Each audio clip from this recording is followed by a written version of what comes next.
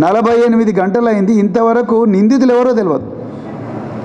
మరి ఒకవైపు ఇది, ఇంకొక వైపు అయితే జూపల్లి కృష్ణారావు గారు నిన్న డాక్టర్ మల్లు రవితో కలిపి ప్రెస్ మీట్ పెట్టిండ్రు. ప్రెస్ మీట్ పెట్టి ఆయన అంటాడు, బాధితుడి క్యారెక్టర్ అసాసినేట్ చేస్తున్నాడు ఆయన. అంటే నువ్వు యాంటీసిడెంట్ వెరిఫికేషన్ కంపెనీ పెట్టుకున్నావా కృష్ణారావు? ఏ బేసిస్ మీద ఆయన క్యారెక్టర్ అసాసినేట్ చేసేస్తున్నారు మీరు? అంటే మీ నైతిక విలువలు ఏ విధంగా దిగజారినాయో చాలా క్లియర్గా అర్థమవుతున్నది. అంటే ఏ విధంగా మీరు ఆయన విషయాలు నేను చెప్పకూడదు, ఇంకా గ్రామంలో చాలా కక్షలు ఉన్నాయి, కార్పణ్యాలు ఉన్నాయి, ఆయన దందాలు చేసిండ్రు, ఇంకా ఎక్కువ చెప్తే అంటే ఆ చనిపోయిన బాధితుడి క్యారెక్టర్ని కూడా అసాసినేట్ చేసే నీచమైన స్థాయికి ఇవాళ మంత్రి జూపల్లి కృష్ణారావు గారు దిగజారిండ్రు. ఆయన ఎక్కడెక్కడ దందాలు ఉన్నాయి అవన్నీ మీరు చెప్తున్నారు కదా, మరి ఇవన్నీ కనుక్కోగలిగినప్పుడు ఆ నిందితులు ఎక్కడున్నారో చెప్పండి. నిందితులు మీరు దాచిపెట్టారు, మీకు ఆ సంస్కృతి ఉంది, నిందితులు దాచిపెట్టే సంస్కృతి. నిందితులను అరెస్ట్ చేయకుండా పోలీసులను అడ్డుకునే సంస్కృతి మీకే ఉన్నది, బీఆర్ఎస్ పార్టీకి ఎక్కడ లేదు. మా మాజీ శాసనసభ్యులు ఇప్పుడు మాట్లాడతారు, బీరం హర్షవర్ధన్ రెడ్డి గారు, ఆ సంస్కృతి మీకే ఉన్నది. మేము చాలా క్లియర్గా డీజీపీ గారికి చెప్పినాం, సార్ ఈ ఏరియాలో ఫ్యాక్షన్ సంస్కృతి జూపల్లి కృష్ణారావు గారు మంత్రి అయిన తర్వాత పెద్ద ఎత్తున పడగలు 4 పడగలు విస్తరిస్తున్నది, దయచేసి దీన్ని కట్టడి చేయాలి అని చెప్పడం జరిగింది. కానీ ఒక్కరి మీద కూడా చర్య తీసుకోలేదు. మీకు ఒక్క చిన్న ఉదాహరణ చెప్తా. పెద్ద కొత్తపల్లి మండలంలో షెడ్యూల్డ్ కాస్ట్కు చెందిన యువకులను మే 13వ తారీఖు నాడు వాళ్ళు బీఆర్ఎస్ పార్లమెంట్ అభ్యర్థికి ఓటేసిండ్రని కసితోని జూపల్లి కృష్ణారావు గారు మనుషులు, కాంగ్రెస్ పార్టీ కార్యకర్తలు వీళ్ళందరూ కలిసి 20-25 మంది కలిసి ఆ దళిత యువకులను కొట్టడం జరిగింది. దాంట్లో బీజేపీ వాళ్ళు ఉన్నారు, తర్వాత బీఆర్ఎస్ వాళ్ళని అందరూ కలిసి కొట్టడం జరిగింది. ఓపెన్ బ్రాడ్ డే లైట్లో జరిగింది ఇది. ఈరోజు ఉదయం మేము డిఎస్పీ గారితో మాట్లాడాము. ఇన్సిడెంట్ జరిగి 13 రోజులైంది.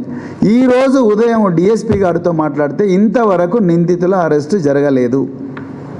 SC/ST prevention of atrocities act 307 attempt to murder, వాళ్ళందరికీ ఫ్రాక్చర్లు అయ్యి నాగర్ కర్నూల్ గవర్నమెంట్ జనరల్ హాస్పిటల్లో ట్రీట్మెంట్ తీసుకుంటున్నారు వాళ్ళు. ఇంతవరకు కూడా నిందితులు దొరకలేదు. ఇప్పుడు పోలీసు వాళ్ళు అంటారు, సార్ ఊర్లో శాంతి పద్ధతులు బాగుండాలంటే కాంప్రమైజ్ చేయించాలని మాట్లాడుతున్నారు. అంటే ఇదేనా రేవంత్ రెడ్డి గారు మీరు హోంమంత్రిగా ఉండి మీ పోలీసులకు నేర్పింది? జూపల్లి కృష్ణారావు గారు మీరు ఎక్సైజ్ శాఖ మంత్రిగా ఉండి మీరు ఇదేనా, మరి జిల్లా ఇన్ఛార్జ్ మంత్రిగా ఉండి మీరు ఇదేనా మీ దగ్గర పనిచేస్తున్న పోలీసులకు, మీ కార్యకర్తలకు, అక్కడున్న వాళ్ళందరికీ కూడా అధికారులకు చెప్తున్నది? ఇంతవరకు కూడా అక్యూజ్ అరెస్ట్ కాలేదు. వాళ్ళు ఓపెన్గా తిరుగుతున్నారు. బాధితులు రోజు మాకు కాల్ చేస్తున్నారు, మాకు భయంగా ఉన్నది, ఎట్లా బతకాలి అని చెప్పేసి. 1 కాదు 2 కాదు ఎన్నో మరి సంఘటనలో పోలీసులు మా కార్యకర్తలు బాధితులైనప్పుడు కూడా మేమిచ్చిన కంప్లైంట్ తీసుకోకుండా వాళ్ళు ఇచ్చిన కంప్లైంట్ తీసుకొని బెయిల్ రాని సెక్షన్లన్నిటి కూడా మా కార్యకర్తల మీద పెట్టి వాళ్ళందరూ జైలుకు పోయే విధంగా చూస్తున్నారు. ప్రతి గ్రామంలో కూడా వీ హ్యావ్ డాక్యుమెంటరీ ఎవిడెన్స్. ప్రతి గ్రామంలో కూడా మా కార్యకర్తలను జైలుకు పంపించాలి, వాళ్ళని రోజు కండిషనల్ బెయిల్ వచ్చి రోజు పోలీస్ స్టేషన్ చుట్టూ తిరగాలి. కార్యకర్తలకు సంబంధించిన ట్రాక్టర్లు కానీ, జేసీబీలు కానీ, మోటార్ సైకిల్ కానీ ఏమన్నా ఉంటే వాటిని సీజ్ చేసి పోలీస్ స్టేషన్లో పెట్టుకోవాలి. మేము కంప్లైంట్ ఇస్తేనేమో ఆ కంప్లైంట్ రిజిస్టర్ అయ్యారు, కనీసం అక్నాలెడ్జ్మెంట్ కూడా ఇవ్వని పరిస్థితి. అంటే అరాచక పరిస్థితి ఇవాళ కొల్లాపూర్ నియోజకవర్గంలో ఉన్నది. మరి కొల్లాపూర్ నియోజకవర్గం, మరి రాష్ట్రంలో 119 నియోజకవర్గాలు ఉన్నాయి, ఓన్లీ కొల్లాపూర్లో ఎందుకు జరుగుతుంది? Because the minister is a hard core factionist. ఆయనకు ఫ్రాక్షనిజం నడపడం అనేది వెన్నతో పెట్టిన విద్య. గ్రామాలను విడదీయడం, వితిన్ ద గ్రామం 2 వర్గాలను సృష్టించడం, వాళ్ళ మీద కేసులు పెట్టించడం. ఇలా మీరు ఆశ్చర్యపోతారు మిత్రులారా, ఎన్ని గ్రామాల్లో కేవలం ఈ డిసెంబర్ 3వ తారీఖు 2023 నుంచే ఇప్పటి వరకు ఎన్ని గ్రామాలు కౌంటింగ్ అయిన రోజున్నాయి. కౌంటింగ్ ఓవైపు జరుగుతుంది, హర్షవర్ధన్ రెడ్డి గారి మనుషుల కార్లను మొత్తం కూడా ధ్వంసం చేయడం. అదేవిధంగా గంట్రాపల్లిలో బీఆర్ఎస్ లీడర్ మల్లేష్ యాదవ్ అని ఒక ఆర్మీ జవాన్ అండి, అతన్ని ఘోరంగా మర్డర్ చేశారు. మరి కేటీఆర్ గారు కూడా ఆ రోజు హర్షవర్ధన్ రెడ్డి గారు, కేటీఆర్ గారు కూడా ఆయన శవయాత్రలో పాల్గొన్నారు. కనీసం ఆర్మీ జవాను, దేశాన్ని రక్షించే ఆర్మీ జవాను ప్రాణాలకు కూడా, వాలంటరీగా రిటైర్ అయిన ఆర్మీ జవాను ప్రాణాలకు కూడా రక్షణ లేని పరిస్థితి కాంగ్రెస్ ప్రభుత్వంలో. అదేవిధంగా పాన్గల్ ఎంపీపీ శ్రీధర్ రెడ్డి గారిని ఆయనను అటాక్ చేశారని మీద డీజిల్ పోశారు. అదేవిధంగా మరి జొన్నలబొగుడ అనే గ్రామంలో సర్పంచ్ రవి నాయక్ ఇంటిని దాడి చేశారు. అదేవిధంగా సాతాపూర్ గ్రామంలో బీఆర్ఎస్ లీడర్ గుజ్జుల పరమేష్ అనే వ్యక్తి ఇంటిని అటాక్ చేశారు. అదేవిధంగా అటాక్ చేయడమే కాదు, వాళ్ళ బ్రదర్కు పోలీసు కానిస్టేబుల్ ఉద్యోగం వస్తే వీడికి ఉద్యోగం రాకూడదని, మంత్రి ఆదేశాలతోని ఉద్యోగం రాకూడదని చెప్పి ఆయన పేరు కూడా ఎఫ్ఐఆర్లో ఇరికించారు. అసలు ఇదేనా ప్రజాపాలన అంటే? ఇది ప్రజాపాలన కాదు, ప్రజల మీద కక్షతోని చేస్తున్న ప్రతీకార పాలన అని చెప్పేసి ఈ సందర్భంగా చెప్పాల్సి వస్తున్నది. అదేవిధంగా చిన్న కారుపాముల నేను ఇంతకుముందు చెప్పిన సంఘటన దళిత యువకుల మీద దాడి. అంతకన్నా ముందు నేను హర్షవర్ధన్ రెడ్డి గారు జగదీష్ రెడ్డి అనే బీఆర్ఎస్ కార్యకర్త తన పొలంలో భార్య భర్తలు ఇద్దరు పొలంలో వ్యవసాయం చేసుకుంటుంటే ఉదయం 6 గంటలకే పోయి ఘోరంగా దాడి చేశారు. అక్కడ ఉండే మరి ఆలయ కమిటీ చైర్మన్, ఆయన అనుచరులు, జూపల్లి కృష్ణారావు గారి మనుషులు వాళ్ళ భార్యపై కూడా అటాక్ చేసిండ్రు. అటాక్ చేస్తే ఇంతవరకు ఆ కేసులో అరెస్ట్ కాలేదు. సాక్షాత్తు ఒక మాజీ శాసనసభ్యుడు, ఒక ఎంపీ క్యాండిడేటు, మేమందరం పోయి ఎస్పీ గారిని కలిసి ఇన్ రైటింగ్ రిప్రజెంటేషన్ ఇస్తే కూడా ఇంతవరకు వాళ్ళ అరెస్ట్ జరగలేదు. అంటే మరి ఎస్పీలు ఉన్నది ఎందుకు? మీకు ఐపీఎస్ ఇచ్చింది ఎందుకోసం? లేకపోతే మీ దగ్గర డిఐజీలు ఉన్నది ఎందుకోసం? ఐజీలు ఉన్నది ఎందుకోసం? మీకు అందరికీ అంత లగ్జరీ వెహికల్, ఇంత గొప్ప ఆఫీసులు మరి కట్టించింది నిందితులను అరెస్ట్ చేయకుండా వాళ్ళని యథేచ్ఛగా తిరగమని చెప్పడం కోసమేనా? అదేవిధంగా ఆ నిందితుడిని మేము మొదట ఇద్దరం పోయి అరెస్ట్ చేయండి అని చెప్పి ఎస్పీ గారిని అడిగిన కేసులో నిందితులను అరెస్ట్ చేయనందుకు వాళ్ళు మే 13వ తారీఖు నాడు దళిత యువకుల మీద ఘోరంగా దాడి చేసిన ఫ్రాక్చర్స్ అయినాయి అందరికి కూడా. SC ST prevention of atrocities case పెట్టి ఇంతవరకు అరెస్ట్ చేయకుండా ఇప్పుడు కాంప్రమైజ్ కోసం ప్రయత్నం చేస్తున్నారు. అంటే మీరు ఏమన్నా కాంప్రమైజింగ్ ఏజెన్సీయా లేకపోతే కాన్స్టిట్యూషనల్ ఏజెన్సీయా? సో అదేవిధంగా మరి కుడికిల్ల గ్రామంలో బీఆర్ఎస్ కార్యకర్త డీజే మూర్తిని ఘోరంగా కొట్టారు. దాని మీద కూడా ఇంతవరకు పోలీస్ యాక్షన్ లేదు. అదేవిధంగా కుడికిల గ్రామంలో లక్ష్మణ్ రావు అనే వ్యక్తిని 15 రోజులు దొంగ కేసు పెట్టి జైలుకు పంపించారు. ఆయన కూడా బీఆర్ఎస్ కార్యకర్తనే. అదేవిధంగా కొల్లాపూర్ మండలంలో ఎంత ఘోరం అంటే రామచంద్ర యాదవ్ అని మా పార్టీ నాయకులు, సీనియర్ నాయకులు రామచంద్ర యాదవ్ కొల్లాపూర్ మండలంలో ముక్కిడిబంధం గ్రామంలో ఆయన పొలంలోకి కాంగ్రెస్ నాయకులు పోయి ఆయనను కొట్టి ఆయననే నిందితుడిగా పెట్టి కేసు పెట్టారు. మేము పోయి పోలీస్ స్టేషన్లో అడిగితే కనీసం అప్లికేషన్ కూడా తీసుకుంటలేరు.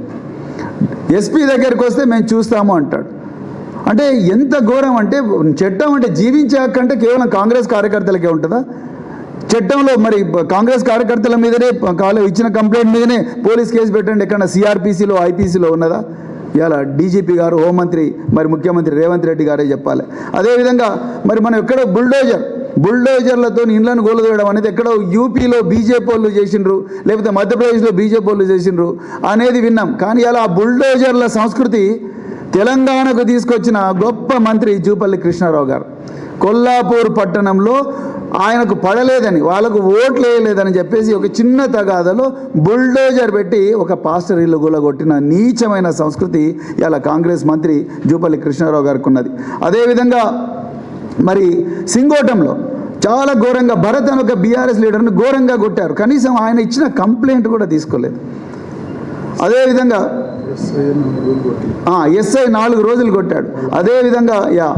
అదేవిధంగా చింతపల్లి ఇదే కొల్లాపూర్ మండలంలో 9 కేసులు బీఆర్ఎస్ నాయకుల మీద పెట్టడం జరిగింది.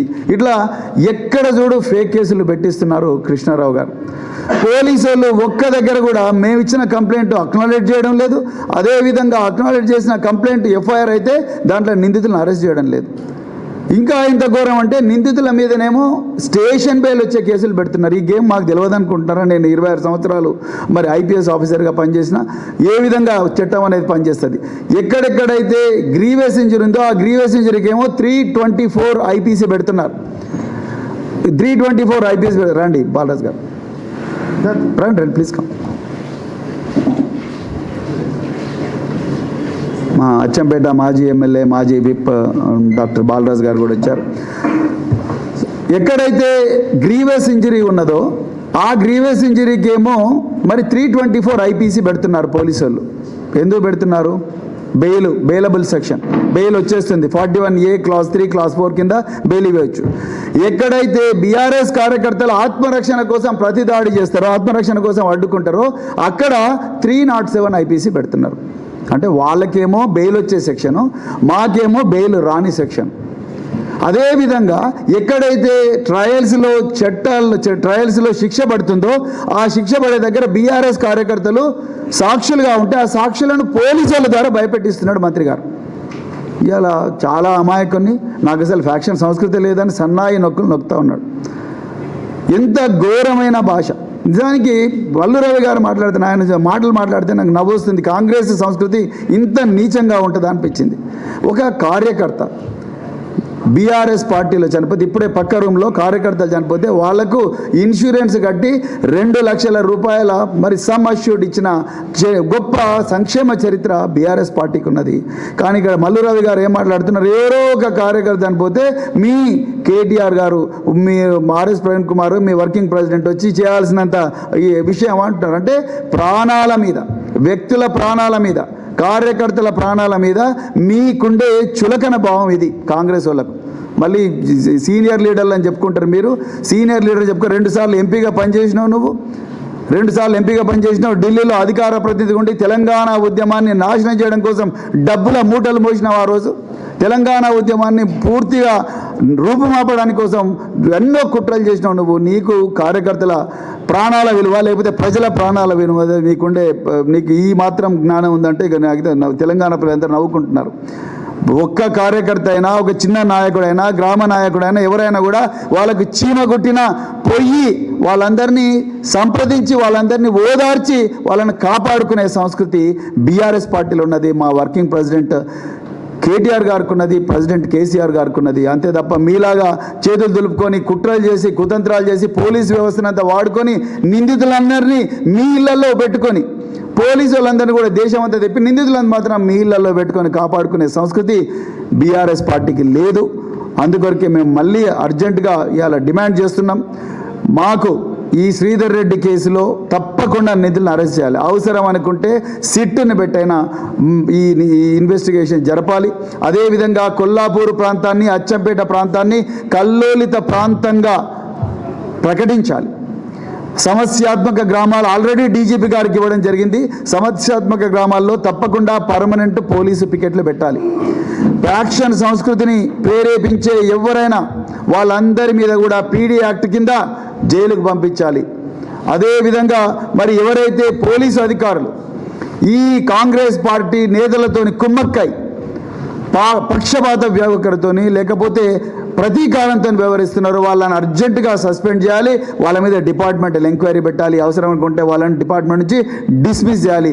అప్పుడే ఈ ఫ్యాక్షనిజం అనే ఫ్యాక్షనిజం అనేది సంస్కృతి మన దగ్గర రాకుండా పోతుంది. నిజానికి తెలంగాణలో ఎక్కడ కూడా ఈ సంస్కృతి లేదు. కేవలం జూపల్లి కృష్ణారావు గారి నియోజకవర్గం, ఆ నాగర్ కర్నూలు జిల్లాలోనే ఈ సంస్కృతి అనేది కనిపిస్తుంది. ఇన్ఫ్యాక్ట్ రాయలసీమకు బార్డర్లో ఉండే అలంపూరు, గద్వాలలో కూడా ఈ సంస్కృతి లేదు. ఇలా మంత్రి గారు ప్రత్యేకించి తన ప్రత్యర్థులందరినీ కూడా, రాజకీయ ప్రత్యర్థులందరినీ కూడా ఈ ప్రపంచ పటం నుంచి రూపుమాపడం కోసం, తన దందాలు యథేచ్ఛగా నడవడం కోసం, తన అధికారం అట్లనే పర్మనెంట్గా ఉండడం కోసం అందరిని కూడా నాశనం చేయాలని చూస్తున్నాడు. ఆ ఏరియాను భ్రష్టు పట్టించాలని చూస్తున్నాడు. ఈ ప్రాంతానికి లేని సంస్కృతి, ఈ తెలంగాణ ప్రాంతానికి లేని సంస్కృతిని తీసుకొస్తున్నారు. నిజానికి కేసీఆర్ గారు ఒకప్పుడు ఎండిపోయిన తెలంగాణ, బంజరుగా మారిన తెలంగాణను, పడావుబడ్డ తెలంగాణను రాత్రింబవళ్ళు కష్టపడి ఎన్నో ఎత్తిపోతల పథకాలు పెట్టి, పాలమూరు రంగారెడ్డి కానీ, కల్వకుర్తి లిఫ్ట్ ఇరిగేషన్ కానీ, ఆ విధంగా ఎన్నో ఎత్తిపోతల పథకాలు పెట్టి నీళ్లను బారిస్తే ఇలా కృష్ణారావు గారు, రేవంత్ రెడ్డి గారు వాళ్ళ సొంత జిల్లా, సిగ్గుపడాలి, సొంత జిల్లాలో రక్తపు టేరులు బారిస్తున్నారు. ఒకవైపేమో కేసీఆర్ గారు నీళ్లు బారిచ్చి సశిశామలంగా ప్రయత్నం చేయాలని చూసిండ్రు. ఇలా జూపల్లి కృష్ణారావు గారు, రేవంత్ రెడ్డి గారు హోంమంత్రి అండ్ ముఖ్యమంత్రి అండ్ ఎక్సైజ్ శాఖ మంత్రి ఇలా రక్తపు టేరులు పారిస్తున్నారు. 3వ మర్డర్ ఇది. This is the 3rd murder after elections. ఎన్నో అటాక్స్, ఒక్క దగ్గర కూడా అరెస్ట్ జరగలేదు. There is no preventive action. మరి ఏం చేస్తున్నట్టు పోలీసులు? నిజానికి మంత్రి అందరూ పోలీస్ అధికారులను పిలిపించి, అందరూ మరి ఉన్నతాధికారులను పిలిపించి, మీరు ఎట్టి పరిస్థితుల్లో కూడా ఈ నిందితులు దొరకాలి, ఈ నిందితులు బయట తిరగడానికి వీల్లేదు అని చెప్తే నిందితులు బయట తిరుగుతారా? Common sense. మీరు 2-3 శాఖలకు మంత్రిగా పనిచేశారు కృష్ణారావు గారు. మీకు ఈ మాత్రం కూడా కామన్ సెన్స్ లేకపోవడం నాకైతే ఆశ్చర్యంగా అనిపిస్తుంది. ఉల్టా మీరు ఎంత అసభ్యకరమైన అన్పార్లమెంటరీ లాంగ్వేజ్, ఒక మినిస్టర్ మాట్లాడాల్సిన భాష మీది కాదు. బేవకూఫ్ అంటున్నారు, రకరకాల మాటలు మాట్లాడుతున్నారు. అది గాంధీ భవన్లో మీరు రేవంత్ రెడ్డి అదే భాష మాట్లాడుతున్నారు, మీరు అదే భాష మాట్లాడుతున్నారు. ఇంకా కింద మీరు మాట్లాడే భాష బట్టే మీ కార్యకర్తలు దాని నుంచి స్ఫూర్తి తీసుకొని ఇలా మరి అదుపు లేకుండా ప్రవర్తిస్తున్నారు. దానివల్ల ప్రజలకు చాలా ఇబ్బంది అవుతున్నది. మరి దీన్ని ఎట్టి పరిస్థితుల్లో కూడా మేము టాలరేట్ చేయము. తప్పకుండా మీ గుండాగిరిని అడ్డుకుంటాం. మరి భారత రాష్ట్ర సమితి ఎట్టి పరిస్థితులు కూడా కార్యకర్తలకు ప్రాణాలను కాపాడుకుంటుంది, శాంతి భద్రతలు కూడా కాపాడుకుంటుంది. ఆ పరిస్థితి ఇలా మీరు తీసుకొచ్చిండ్రు. ఇక్కడ జరిగే ప్రతి మర్డర్కు, ప్రతి దాడికి Jupally Krishna Rao, home minister and chief minister Revanth Reddy మీరు నైతిక బాధ్యత వహించాలని చెప్తూ, మరి మా మాజీ శాసనసభ్యులు కొల్లాపూర్ మాజీ శాసనసభ్యులు శ్రీ బీరం హర్షవర్ధన్ రెడ్డి గారిని మాట్లాడాల్సిందిగా